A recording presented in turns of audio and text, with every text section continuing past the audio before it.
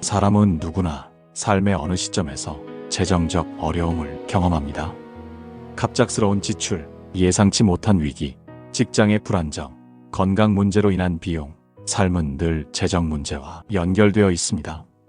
그 순간마다 마음은 불안으로 무너지고 내일은 어떻게 하지라는 두려움이 엄습해옵니다. 돈은 단순한 숫자가 아니라 생존과 직결되기에 재정 부족은 곧 마음의 무너짐으로 이어집니다. 성경은 우리의 연약한 상황을 외면하지 않습니다. 하나님은 백성이 겪는 굶주림과 아픔, 내일을 장담하지 못하는 불안을 다 아십니다. 그래서 성경 속에는 하나님의 위로와 약속이 기록되어 있습니다. 그 약속은 단순한 말이 아닌 실제로 살아 움직이며 삶을 지탱하는 힘이 됩니다. 여호와는 나의 목자시니 내게 부족함이 없으리로다. 시편 23편 1절. 이 말씀은 단순한 시적 표현이 아닙니다. 고난 속에서 하나님을 목자로 믿고 살아간 이들의 실제 체험에서 나온 고백입니다. 그러기에 오늘 재정적으로 흔들리는 우리 마음에도 그대로 와닿습니다. 저도 한때 월세를 감당하지 못해 쩔쩔매던 시절이 있었습니다. 냉장고를 열어도 들어있는 것은 거의 없고 통장 잔고는 바닥이었습니다. 그때마다 내가 정말 하나님의 자녀가 맞나? 왜 이렇게 힘든 걸까? 스스로에게 수없이 묻곤 했습니다. 그러나 시간이 흐르며 알게 된 사실이 있습니다. 그 순간에도 하나님은 여전히 제 곁에서 제 목자가 되어 계셨다는 것입니다. 부족한 상황에서도 버틸 힘을 주셨고 예상치 못한 도움을 보내주셨습니다. 그때 깨달은 것은 단 하나였습니다. 부족해 보여도 나는 결코 버려지지 않았다. 이 글을 읽는 성도님들도 아마 같은 질문을 하고 있을지 모릅니다. 하나님, 왜 저를 이렇게 힘들게 하십니까? 정말 채워주실 수 있습니까? 오늘 우리는 그 질문에 대한 하나님의 대답을 성경에서 찾으려 합니다. 하나님은 우리의 두려움을 아시고 부족함 없는 삶을 약속하시며 예수님을 통해 짐을 맡기라고 초대하십니다. 그리고 모든 필요를 채워주시겠다고 말씀하십니다. 결국 우리의 마음에 세상이 줄 수 없는 평강을 주십니다. 오늘 묵상할 5 말씀은 그 여정의 길잡이가 될 것입니다. 이제 마음을 열고 말씀의 길을 따라 한 걸음씩 나아갑시다. 재정적 어려움은 단순히 돈 부족으로 끝나지 않습니다. 사람 마음 깊은 곳을 흔들어 놓습니다. 관계까지 무너뜨리고 신앙마저 흔들리게 하는 거대한 파도처럼 다가옵니다. 통장 숫자가 줄어드는 것은 단순한 계산이 아닙니다. 존재 자체가 줄어드는 듯 느껴집니다. 그래서 재정 문제는 자존감의 문제, 신뢰의 문제, 삶의 의미의 문제로 확장되곤 합니다. 많은 이들이 고백합니다. 돈이 없으니 사람도 떠나더라. 돈이 없으니 하나님도 멀리 계신 것 같더라. 이 말 속에는 현실의 어려움뿐 아니라 고립감과 버려짐의 감정이 숨어 있습니다. 돈은 사회적 연결망을 유지하게 합니다. 존엄을 지키게 하고 내일에 대한 소망을 품게 합니다. 따라서 재정이 흔들리면 삶 전체가 무너지는 것처럼 느껴집니다. 성경은 이 현실을 무시하지 않습니다. 예수님은 제자들에게 염려하지 말라 말씀하셨습니다. 그 이유는 단순히 걱정은 쓸모없다가 아니었습니다. 너희 하늘 아버지께서 이 모든 것이 너희에게 있어야 할 줄 아신다. 마태복음 6장 32절. 즉 하나님이 우리의 필요를 이미 아신다. 바로 이것이 문제의 해법입니다. 저는 한 청년을 기억합니다. 대학을 졸업했지만 일자리를 구하지 못했습니다. 아르바이트로만 겨우 생계를 이어갔습니다. 카드값이 밀리고 집세도 밀리고 숨이 막혔습니다. 그는 눈물로 기도했습니다. 하나님, 왜 저를 잊으셨습니까? 그때 마음속에 음성이 들렸습니다. 내가 너를 결코 잊지 않는다. 너의 필요를 내가 다 안다. 통장은 채워지지 않았지만 그 순간 평강이 임했습니다. 그리고 그 평강이 그를 다시 버티게 했습니다. 재정 문제는 결국 하나님을 신뢰하는가? 라는 질문으로 이어집니다. 돈이 없을 때 하나님을 원망하기 쉽습니다. 그러나 바로 그 순간이 하나님을 더 깊이 경험할 기회입니다. 모든 의지가 무너질 때 하나님 한 분이 삶의 근원임을 깨닫게 됩니다. 따라서 본질은 돈이 아닙니다. 하나님을 신뢰하는가? 여기에 있습니다. 돈은 변하지만 하나님의 신실하심은 영원합니다. 그래서 성경은 말씀합니다. 두려워하지 말라. 내가 너와 함께함이라. 이사야 41장 10절. 이것이 재정 문제 속에서 붙들어야 할 핵심 메시지입니다. 두려워하지 말라. 내가 너와 함께함이라. 놀라지 말라. 나는 내 하나님이 됨이라. 내가 너를 굳세게 하리라. 참으로 너를 도와주리라. 참으로 나의 의로운 오른손으로 너를 붙들리라. 이사야 41장 10절. 재정 위기의 순간 가장 먼저 찾아오는 감정은 두려움입니다. 내일을 알 수 없다는 불안, 빚이 쌓여가는 초조함, 아이들 학비와 집세의 무력감, 이 모든 것이 사람을 공포로 몰아넣습니다. 이 두려움은 단순한 불안이 아니라 몸까지 약하게 만들고 삶 전체를 갉아먹습니다. 그때 하나님은 말씀하십니다. 두려워하지 말라. 내가 너와 함께함이라. 이사야 41장 10절. 함께함은 단순한 동행이 아닙니다. 원어적 의미는 적극적으로 개입하고 붙들고 보호한다는 뜻입니다. 즉 하나님은 구경꾼이 아니라 상황 속에 개입하셔서 우리를 붙드십니다. 저는 재정 위기 속 한 성도의 고백을 기억합니다. 그는 직장을 잃고 빚더미에 눌려 있었지만 매일 이 말씀을 붙들며 기도했습니다. 하나님, 제가 두렵습니다. 그러나 주님이 함께 하시니 두려워하지 않겠습니다. 외적 상황은 곧바로 변하지 않았습니다. 그러나 그의 마음속 두려움은 점점 사라졌습니다. 두려움이 사라지자 마음은 담대해지고 삶을 헤쳐나갈 지혜가 열렸습니다. 결국 그는 작은 일자리로 시작해 회복의 길을 걸었습니다. 하나님은 단순히 걱정하지 마라 하지 않으십니다. 그분은 이유를 주십니다. 나는 내 하나님이 됨이라. 세상은 돈으로 사람의 신분을 평가합니다. 그러나 하나님은 우리가 가진 하나님으로 우리의 신분을 정하십니다. 돈이 없어도 하나님은 여전히 나의 하나님이십니다. 그분이 아버지 되심이 존재 이유와 가치의 근거입니다. 재정 위기 속에서 가장 먼저 해야 할 것은 문제를 바라보는 게 아니라 하나님을 바라보는 것입니다. 돈은 흔들리지만 하나님은 변하지 않습니다. 그분은 의로운 오른손으로 우리를 붙드십니다. 그 손은 흔들리지 않고 결코 놓지 않으며 끝까지 책임지십니다. 재정 위기를 지날 때에도 그 손은 우리를 붙들고 있습니다. 오늘 우리는 이렇게 고백해야 합니다. 하나님, 저는 두렵습니다. 그러나 주님이 저의 하나님이시니 두려움보다 믿음을 선택합니다. 저를 붙드시는 주님의 손을 신뢰합니다. 이 고백이 믿음의 첫걸음이 됩니다. 나의 목자시니 내게 부족함이 없으리로다. 그가 나를 푸른 풀밭에 누이시며 쉴만한 물가로 인도하시는도다. 내 영혼을 소생시키시고 자기 이름을 위하여 의의 길로 인도하시는도다. 내가 사망의 음침한 골짜기로 다닐지라도 해를 두려워하지 않을 것은 주께서 나와 함께 하심이라. 주의 지팡이와 막대기가 나를 안위하시나이다. 시편 23편 1절에서 4절. 재정적 어려움은 사망의 음침한 골짜기를 지나는 것과 같습니다. 앞이 보이지 않고 언제 끝날지 알 수 없으며 주변은 어둡기만 합니다. 돈이 없을 때 사람은 단순히 가난만이 아니라 삶 전체가 끊어지는 절망을 경험합니다. 그러나 다윗은 그 골짜기에서 고백합니다. 여호와는 나의 목자시니 내게 부족함이 없으리로다. 목자는 단순한 보호자가 아닙니다. 양의 생존 전체를 책임지는 존재입니다. 양은 스스로 길을 찾지 못합니다. 물을 마실 곳도 알지 못합니다. 맹수 앞에서 방어할 능력도 없습니다. 양에게 목자는 생명줄입니다. 다윗의 고백은 이렇습니다.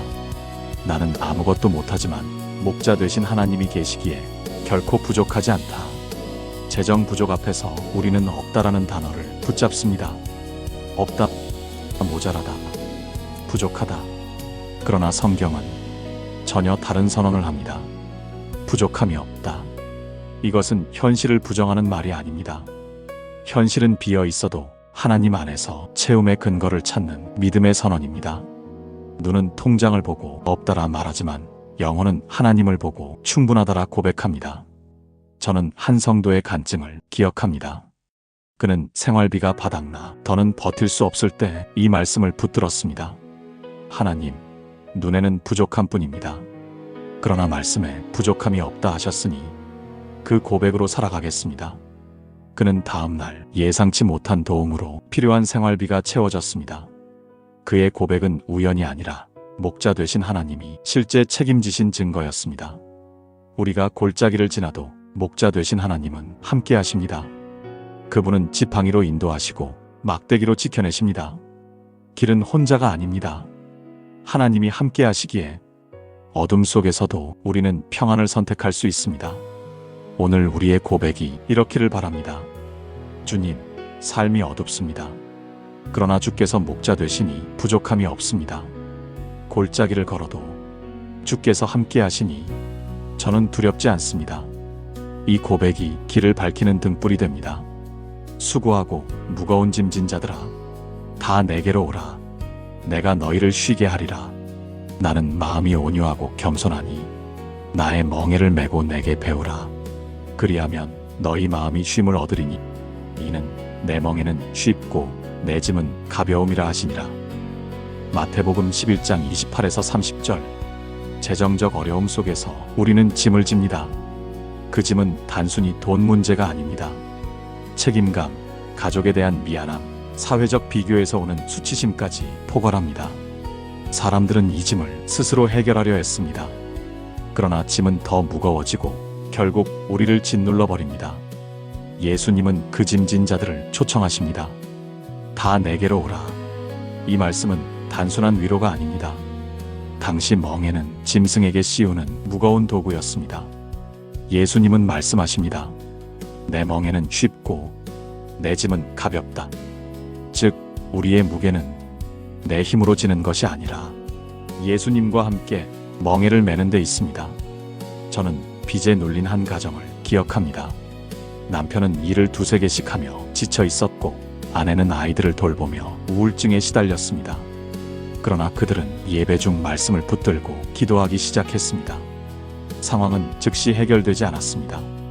그러나 부부는 서로에게 미안함 대신 감사, 원망 대신 위로를 나눴습니다. 주님이 우리 짐을 함께 진다. 그 확신이 관계를 회복시키고 지쳐있던 마음에 새 힘을 주었습니다. 재정도 점차 회복되었지만 더 중요한 것은 마음에 먼저 쉼이 임했다는 점입니다. 주님은 단순히 짐을 내려놓으라 하지 않으십니다. 그분은 내게 배우라 하십니다. 짐을 내려놓는 비결은 주님을 바라보며 그분의 온유와 겸손을 배우는 것입니다. 우리가 짐을 질 때 가장 무거운 것은 현실보다 태도입니다. 교만하게 홀로 짊어지면 짐은 더 무겁습니다. 겸손히 주님께 맡기면 짐은 가벼워집니다. 오늘 말씀은 이렇게 말합니다. 너 혼자 감당하지 마라. 나와 함께 멍에를 매자. 너의 짐은 이제 혼자 짊어질 무게가 아니다. 재정의 짐에 눌린 우리에게 이 초청은 무엇보다 큰 위로입니다. 따라서 우리는 고백합니다. 주님, 제 짐이 무겁습니다. 그러나 이제는 혼자 지지 않겠습니다. 주님과 함께 멍에를 메고 주님께 배우겠습니다. 그 안에서 쉼을 누리겠습니다. 이 고백이 오늘 우리의 무거운 어깨를 가볍게 합니다. 나의 하나님이 그리스도 예수 안에서 영광 가운데 그 풍성한 대로 너희 모든 쓸 것을 채우시리라. 빌립보서 4장 19절. 재정적 어려움 속에서 가장 간절한 것은 단순한 위로가 아닙니다. 현실의 필요가 채워지는 것입니다. 아무리 마음의 평안을 말해도 오늘 내일 먹을 양식이 없다면 그 평안은 공허합니다. 바울은 그 현실을 알고 이렇게 선포합니다. 나의 하나님이 너희 모든 쓸 것을 채우시리라. 여기서 중요한 것은 모든 쓸 것입니다. 하나님은 사치나 욕심을 다 채우시는 분이 아닙니다. 진짜 필요한 것을 정확히 아시는 분입니다. 우리는 종종 원하는 것과 필요한 것을 혼동합니다. 그러나 하나님은 우리를 가장 잘 아시기에 필요한 것을 정확히 공급하십니다. 그 공급은 부족하거나 늦지 않습니다. 하나님의 때와 방법은 언제나 완전하기 때문입니다.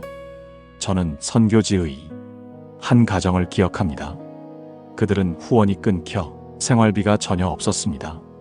그러나 가족이 함께 기도하며 이 말씀을 붙들었습니다. 주님, 우리의 모든 쓸 것을 채우시겠다고 약속하셨으니 오늘도 믿습니다. 그때마다 누군가 음식을 보내고 예상치 못한 후원금이 들어왔습니다. 그들은 그 경험을 통해 하나님이 살아계심을 더 깊이 체험했습니다. 부족의 순간이 오히려 하나님의 채우심을 보는 기회가 된 것입니다.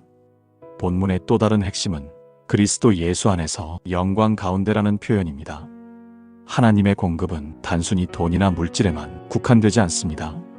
그리스도 안에서 주어지는 풍성함은 영적인 힘, 관계 회복, 삶의 지혜까지 포함합니다. 즉, 하나님은 우리의 필요를 물질만이 아니라 삶 전체를 영광 가운데 풍성하게 하십니다. 재정 속에서 기억해야 할 것은 하나님의 공급은 생존을 위한 최소가 아니라 선한 일을 위한 넉넉함이라는 점입니다. 그분이 채우시는 이유는 우리를 살게 하기만이 아니라 우리를 통해 다른 일을 살리게 하기 위함입니다. 이 약속을 붙들면 우리는 단순히 버티는 삶이 아니라 흘려보내는 삶으로 나아갈 수 있습니다. 오늘 이 말씀으로 기도합시다. 하나님, 제 필요를 아시는 분은 오직 주님이십니다. 제가 원하는 것보다 진짜 필요한 것을 채워주옵소서. 그 채움으로 다른 이에게 흘려보내는 통로 되게 하옵소서. 이 고백이 재정 위기를 사명으로 바꾸게 될 것입니다. 우리는 지금까지 재정적 어려움 속 붙들어야 할 말씀을 묵상했습니다. 이사야의 말씀은 두려움을 잠재우는 하나님의 약속을 보여주었습니다. 시편의 고백은 결핍 속에서도 목자 되신 하나님을 의지하게 했습니다. 마태복음은 무거운 짐을 맡기라는 예수님의 초청을 전했습니다. 빌립보서는 모든 쓸 것을 채우신다는 하나님의 약속을 확신하게 했습니다. 이제 우리는 묻습니다. 그 모든 여정의 열매는 무엇인가? 바로 하나님의 평강입니다. 여러분은 경험하신 적이 있나요? 재정 문제는 여전히 그대로인데 기도하는 가운데 설명할 수 없는 평안이 마음에 찾아온 순간 말입니다. 상황은 변하지 않았지만 먼저 마음이 변하여 세상이 줄 수 없는 깊은 위로를 누린 경험 말입니다. 바로 그것이 하나님이 약속하신 평강입니다. 저는 한 교우의 이야기를 떠올립니다. 그는 사업 실패로 큰 빚을 지고 가족과 갈등이 깊어졌습니다. 모든 것이 끝난 것 같았지만 그는 이 말씀을 붙들고 기도했습니다. 아무것도 염려하지 말고 오직 모든 일에 기도와 간구로 너희 구할 것을 감사함으로 하나님께 아뢰라. 그리하면 모든 지각에 뛰어난 하나님의 평강이 그리스도 예수 안에서 너희 마음과 생각을 지키시리라. 빌립보서 4장 6절에서 7절. 빚은 당장 해결되지 않았지만 마음에 설명할 수 없는 평강이 임했습니다. 그 평강이 그를 다시 살게 했고 다시 걸을 힘을 주었습니다. 여기서 우리는 중요한 전환을 발견합니다. 하나님의 약속은 재정 문제 해결로 끝나지 않습니다. 그분은 더 큰 것을 주십니다. 상황을 넘어서는 평강, 세상 계산으로 설명 못할 쉼, 흔들리지 않는 담대함입니다. 이제 스스로 물어야 합니다. 나는 무엇을 갈망하는가? 돈이 채워지는 순간인가? 아니면 마음이 평강으로 채워지는 순간인가? 만약 평강이 궁극적 바람이라면 그것은 이미 주님 안에서 약속된 선물입니다. 우리는 오늘도 주님 안에서 그 평강을 누릴 수 있습니다. 따라서 이제 시선을 문제에서 해결로, 결핍에서 채움으로, 불안에서 평강으로 옮겨야 합니다. 하나님은 단순히 재정을 채우시는 분이 아니라 영혼 깊은 곳을 소생시키시는 분입니다. 이 전환이야말로 붙들어야 할 가장 큰 복음입니다. 재정적 어려움 속에서 말씀을 붙드는 것은 단순 위로가 아닙니다. 하나님은 우리의 마음만 위로하시지 않고 삶의 발걸음을 새롭게 하십니다. 따라서 말씀을 적용해 실천할 길들을 살펴보겠습니다. 첫째, 염려를 기도로 바꾸라. 아무것도 염려하지 말고 모든 일에 기도와 간구로 너희 구할 것을 감사함으로 아뢰라. 빌립보서 4장 6절. 마음은 본능적으로 재정 문제를 붙잡고 걱정하려 합니다. 그러나 염려는 문제를 해결 못합니다. 그 순간 멈추고 염려를 기도로 전환해야 합니다. 월세를 어떻게 내지 생각이 떠오르면 곧 기도해야 합니다. 하나님, 제 마음이 불안합니다. 그러나 이 월세 문제를 주님께 맡깁니다. 주님이 공급자이십니다. 작은 훈련이 쌓이면 영혼은 두려움 대신 평강으로 채워집니다. 둘째, 감사의 습관을 회복하라. 위기 속에서는 없는 것만 봅니다. 그러나 시편의 고백처럼 여전히 은혜는 많습니다. 숨을 쉬는 것, 기도할 가족이 있는 것, 오늘을 살아갈 힘이 있는 것, 모두 감사의 이유입니다. 하루를 마칠 때마다 감사 제목 3가지를 기록해 보세요. 오늘 먹을 것을 주셔서 감사합니다. 오늘 지켜주셔서 감사합니다. 오늘 말씀으로 위로 주셔서 감사합니다. 이 감사의 기록은 시간이 흐르면 하나님의 신실하심을 증거하는 일기장이 됩니다. 셋째, 나눔을 멈추지 말라. 많은 이는 말합니다. 나도 부족한데 어떻게 나누나?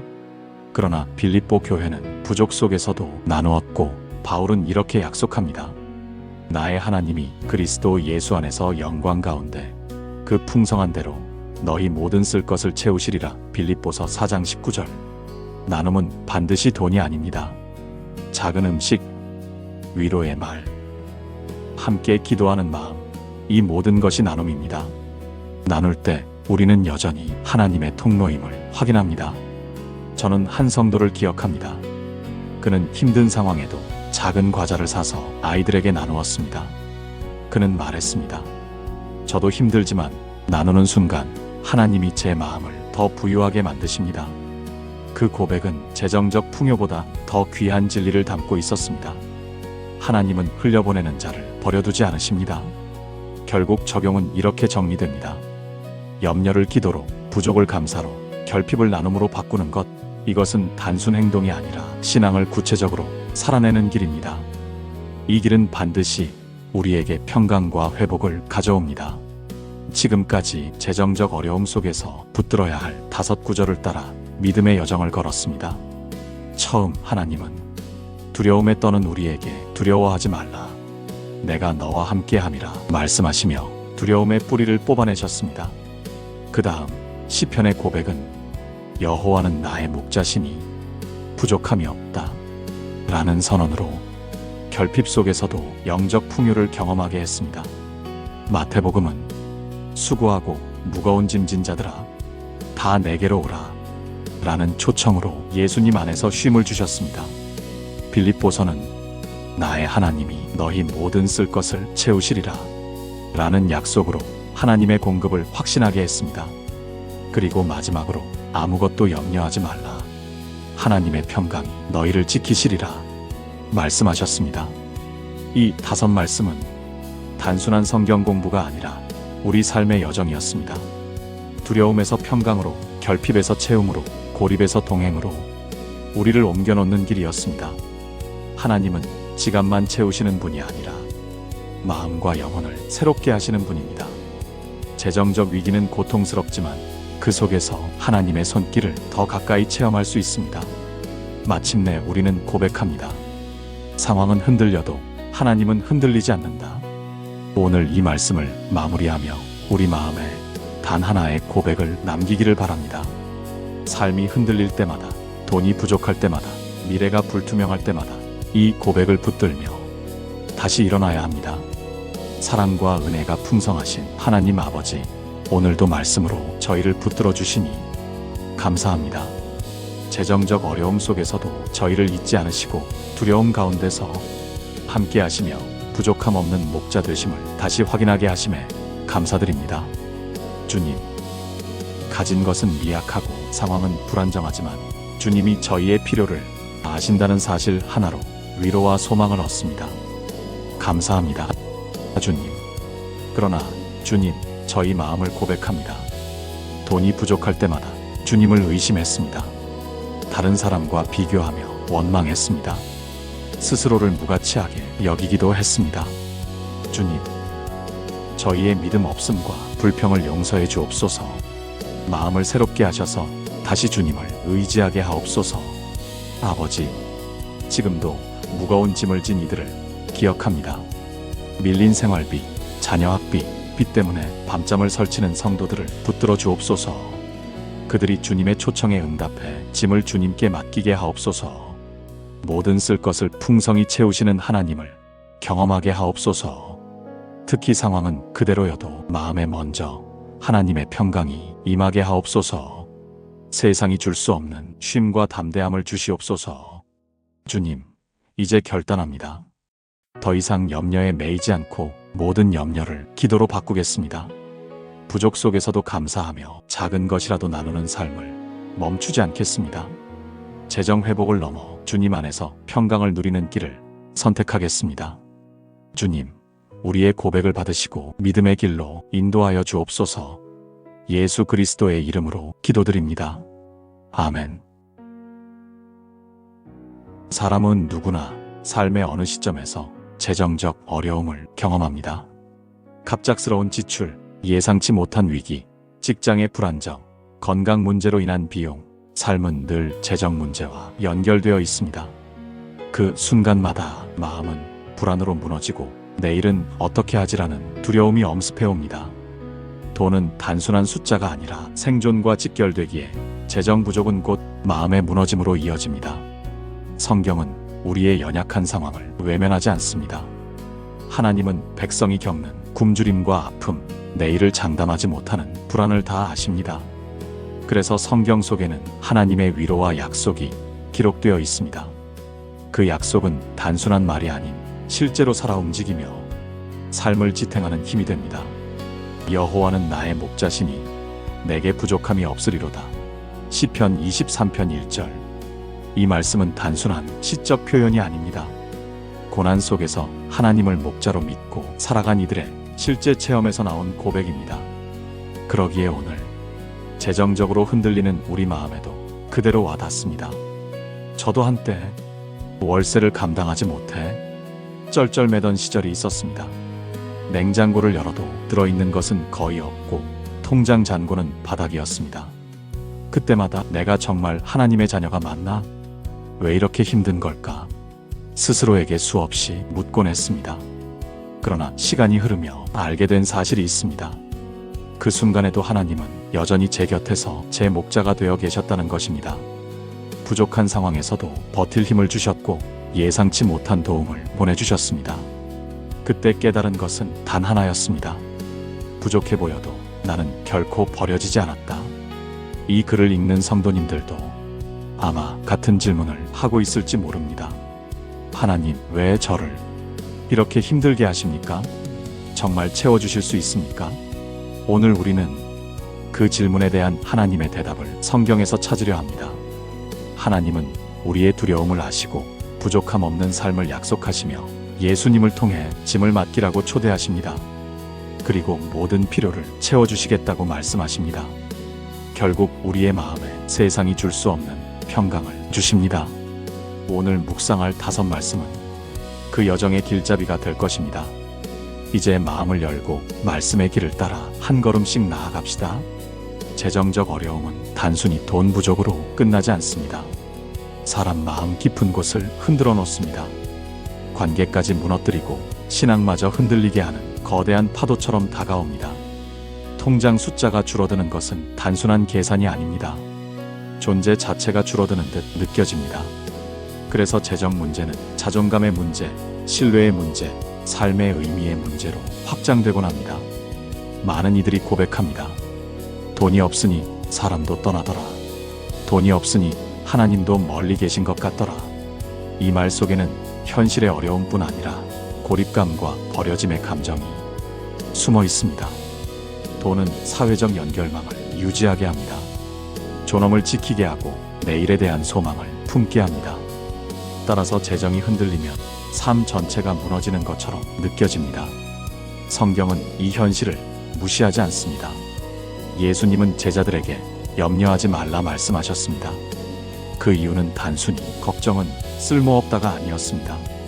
너희 하늘 아버지께서 이 모든 것이 너희에게 있어야 할 줄 아신다.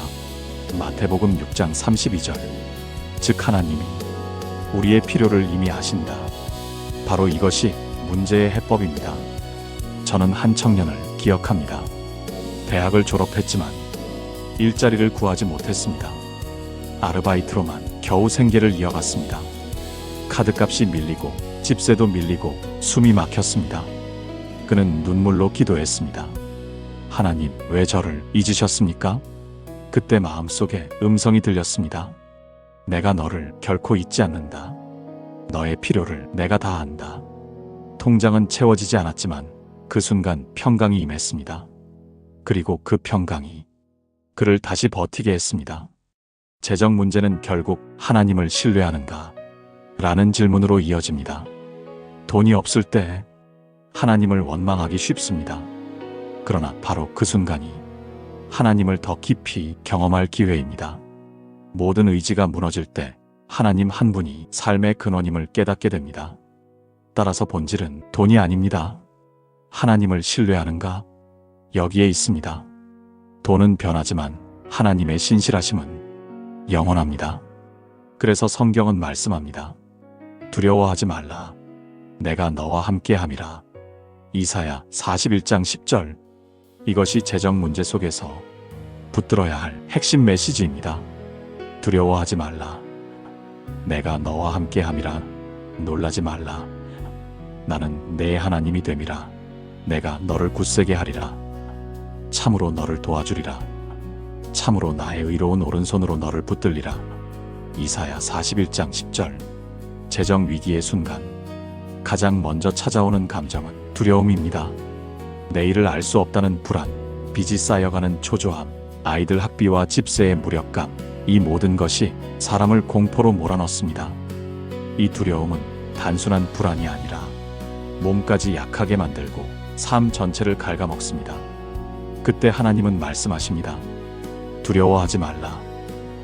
내가 너와 함께함이라. 이사야 41장 10절. 함께함은 단순한 동행이 아닙니다. 원어적 의미는 적극적으로 개입하고 붙들고 보호한다는 뜻입니다.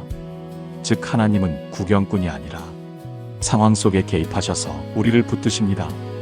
저는 재정 위기 속 한 성도의 고백을 기억합니다. 그는 직장을 잃고 빚더미에 눌려 있었지만 매일 이 말씀을 붙들며 기도했습니다. 하나님, 제가 두렵습니다.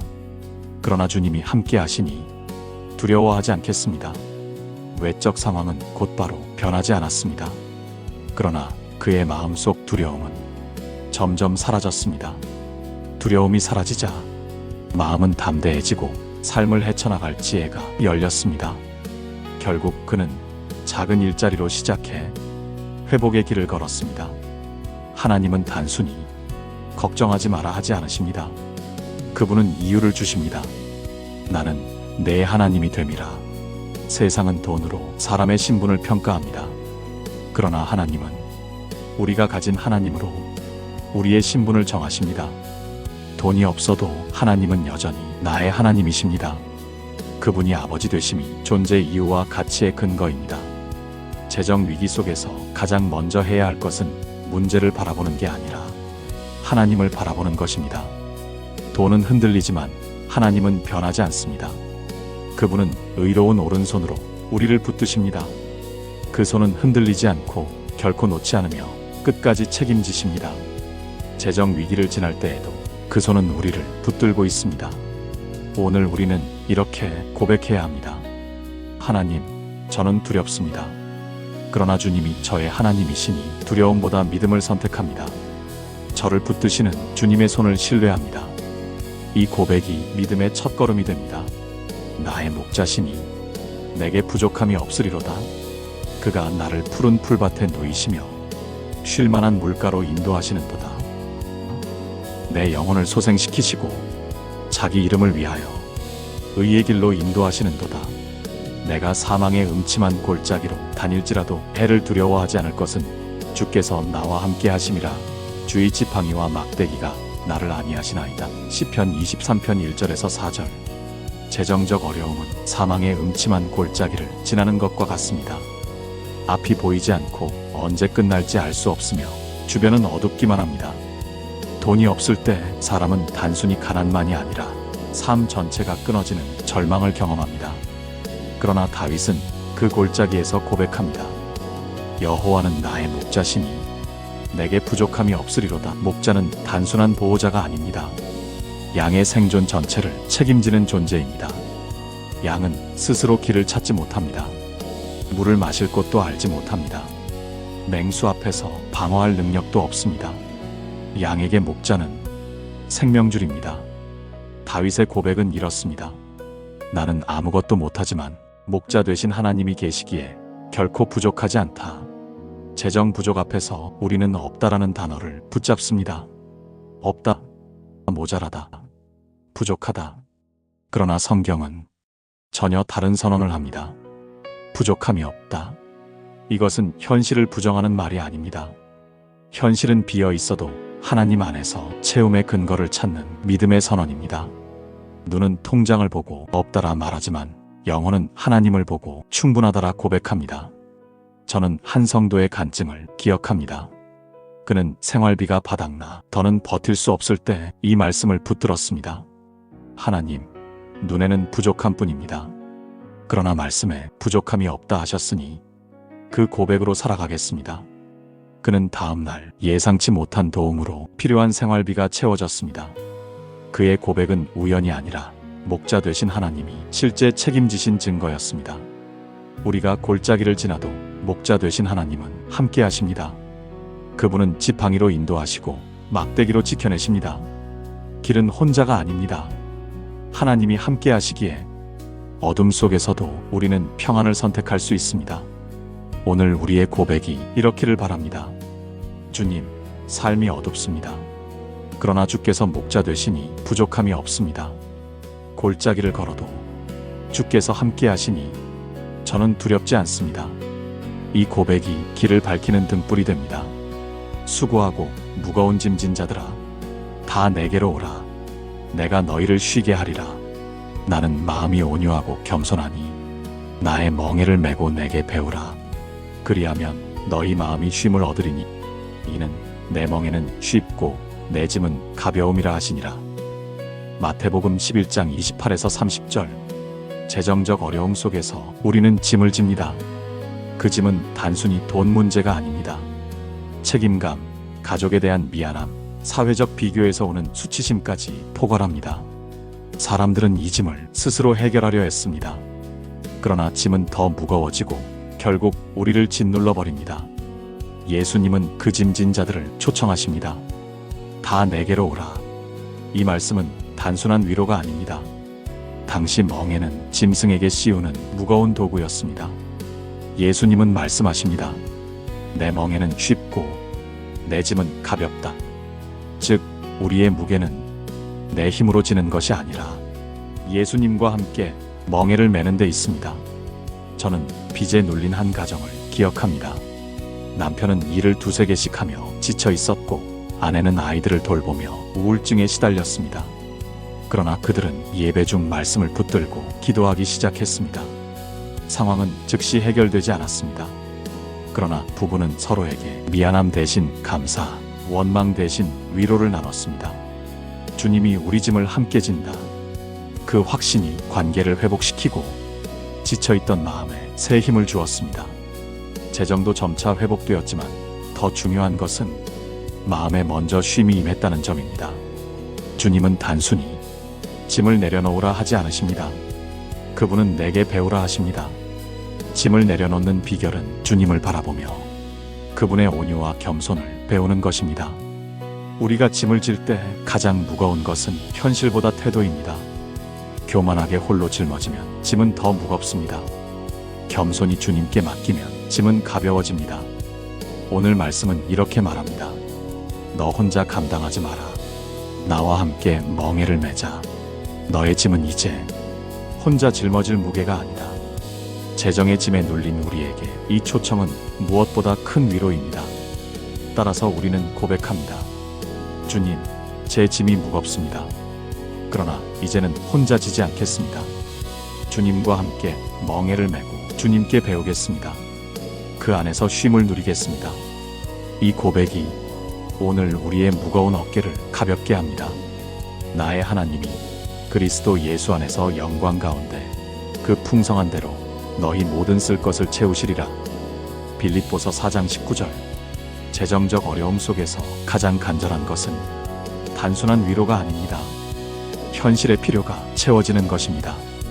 아무리 마음의 평안을 말해도 오늘 내일 먹을 양식이 없다면 그 평안은 공허합니다. 바울은 그 현실을 알고 이렇게 선포합니다. 나의 하나님이 너희 모든 쓸 것을 채우시리라. 여기서 중요한 것은 모든 쓸 것입니다. 하나님은 사치나 욕심을 다 채우시는 분이 아닙니다. 진짜 필요한 것을 정확히 아시는 분입니다. 우리는 종종 원하는 것과 필요한 것을 혼동합니다. 그러나 하나님은 우리를 가장 잘 아시기에 필요한 것을 정확히 공급하십니다. 그 공급은 부족하거나 늦지 않습니다. 하나님의 때와 방법은 언제나 완전하기 때문입니다. 저는 선교지의 한 가정을 기억합니다. 그들은 후원이 끊겨 생활비가 전혀 없었습니다. 그러나 가족이 함께 기도하며 이 말씀을 붙들었습니다. 주님, 우리의 모든 쓸 것을 채우시겠다고 약속하셨으니 오늘도 믿습니다. 그때마다 누군가 음식을 보내고 예상치 못한 후원금이 들어왔습니다. 그들은 그 경험을 통해 하나님이 살아계심을 더 깊이 체험했습니다. 부족의 순간이 오히려 하나님의 채우심을 보는 기회가 된 것입니다. 본문의 또 다른 핵심은 그리스도 예수 안에서 영광 가운데라는 표현입니다. 하나님의 공급은 단순히 돈이나 물질에만 국한되지 않습니다. 그리스도 안에서 주어지는 풍성함은 영적인 힘, 관계 회복, 삶의 지혜까지 포함합니다. 즉, 하나님은 우리의 필요를 물질만이 아니라 삶 전체를 영광 가운데 풍성하게 하십니다. 재정 속에서 기억해야 할 것은 하나님의 공급은 생존을 위한 최소가 아니라 선한 일을 위한 넉넉함이라는 점입니다. 그분이 채우시는 이유는 우리를 살게 하기만이 아니라 우리를 통해 다른 이를 살리게 하기 위함입니다. 이 약속을 붙들면 우리는 단순히 버티는 삶이 아니라 흘려보내는 삶으로 나아갈 수 있습니다. 오늘 이 말씀으로 기도합시다. 하나님, 제 필요를 아시는 분은 오직 주님이십니다. 제가 원하는 것보다 진짜 필요한 것을 채워주옵소서. 그 채움으로 다른 이에게 흘려보내는 통로 되게 하옵소서. 이 고백이 재정 위기를 사명으로 바꾸게 될 것입니다. 우리는 지금까지 재정적 어려움 속 붙들어야 할 말씀을 묵상했습니다. 이사야의 말씀은 두려움을 잠재우는 하나님의 약속을 보여주었습니다. 시편의 고백은 결핍 속에서도 목자 되신 하나님을 의지하게 했습니다. 마태복음은 무거운 짐을 맡기라는 예수님의 초청을 전했습니다. 빌립보서는 모든 쓸 것을 채우신다는 하나님의 약속을 확신하게 했습니다. 이제 우리는 묻습니다. 그 모든 여정의 열매는 무엇인가? 바로 하나님의 평강입니다. 여러분은 경험하신 적이 있나요? 재정 문제는 여전히 그대로인데 기도하는 가운데 설명할 수 없는 평안이 마음에 찾아온 순간 말입니다. 상황은 변하지 않았지만 먼저 마음이 변하여 세상이 줄 수 없는 깊은 위로를 누린 경험 말입니다. 바로 그것이 하나님이 약속하신 평강입니다. 저는 한 교우의 이야기를 떠올립니다. 그는 사업 실패로 큰 빚을 지고 가족과 갈등이 깊어졌습니다. 모든 것이 끝난 것 같았지만 그는 이 말씀을 붙들고 기도했습니다. 아무것도 염려하지 말고 오직 모든 일에 기도와 간구로 너희 구할 것을 감사함으로 하나님께 아뢰라. 그리하면 모든 지각에 뛰어난 하나님의 평강이 그리스도 예수 안에서 너희 마음과 생각을 지키시리라. 빌립보서 4장 6절에서 7절. 빚은 당장 해결되지 않았지만 마음에 설명할 수 없는 평강이 임했습니다. 그 평강이 그를 다시 살게 했고 다시 걸을 힘을 주었습니다. 여기서 우리는 중요한 전환을 발견합니다. 하나님의 약속은 재정 문제 해결로 끝나지 않습니다. 그분은 더 큰 것을 주십니다. 상황을 넘어서는 평강, 세상 계산으로 설명 못할 쉼, 흔들리지 않는 담대함입니다. 이제 스스로 물어야 합니다. 나는 무엇을 갈망하는가? 돈이 채워지는 순간인가?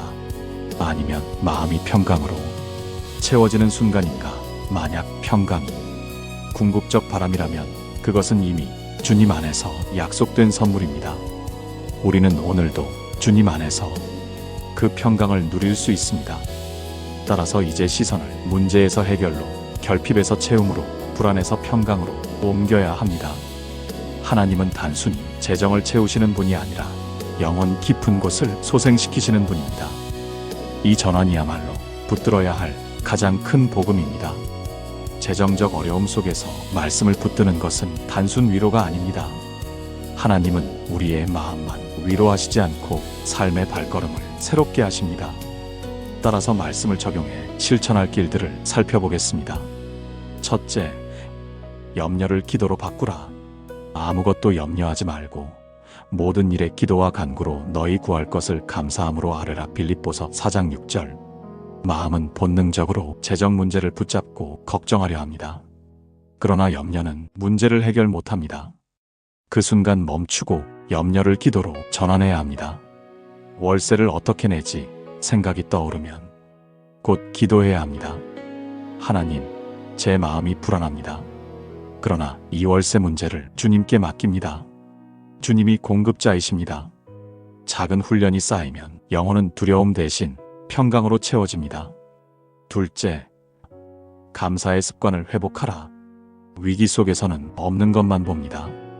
그러나 시편의 고백처럼 여전히 은혜는 많습니다.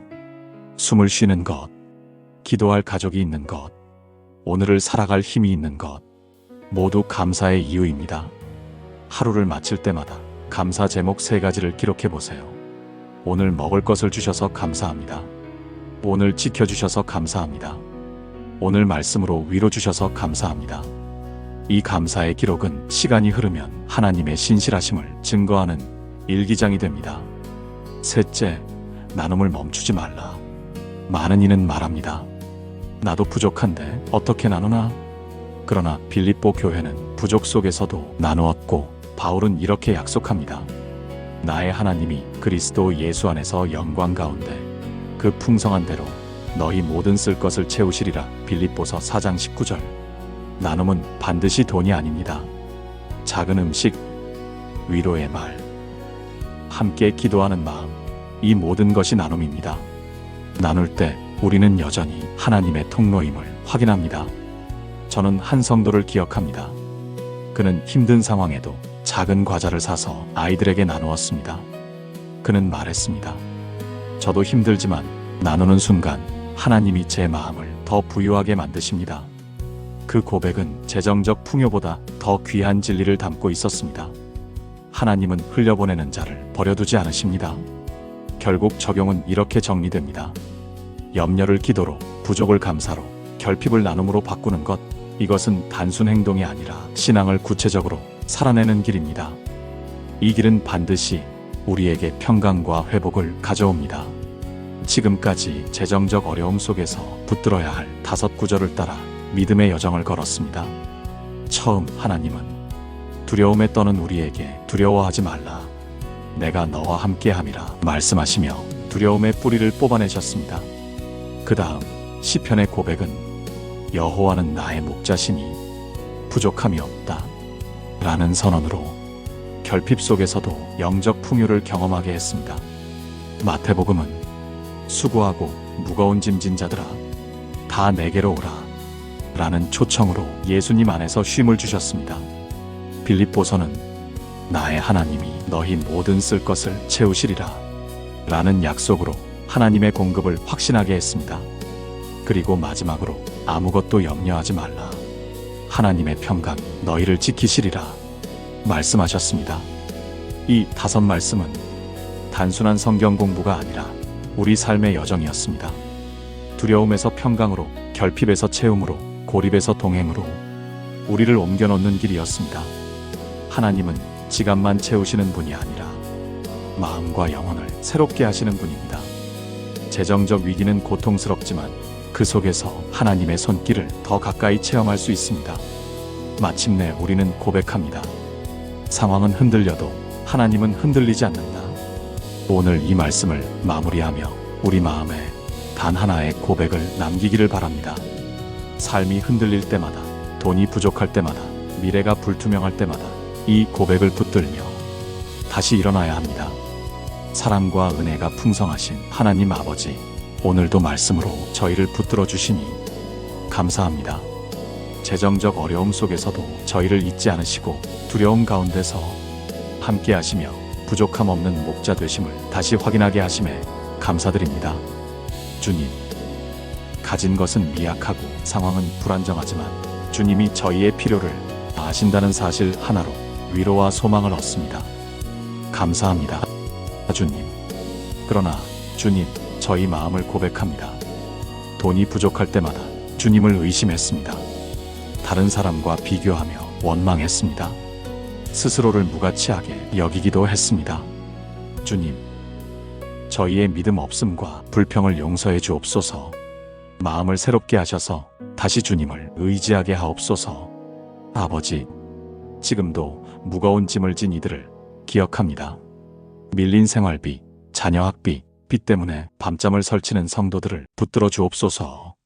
그들이 주님의 초청에 응답해 짐을 주님께 맡기게 하옵소서. 모든 쓸 것을 풍성히 채우시는 하나님을 경험하게 하옵소서. 특히 상황은 그대로여도 마음에 먼저 하나님의 평강이 임하게 하옵소서.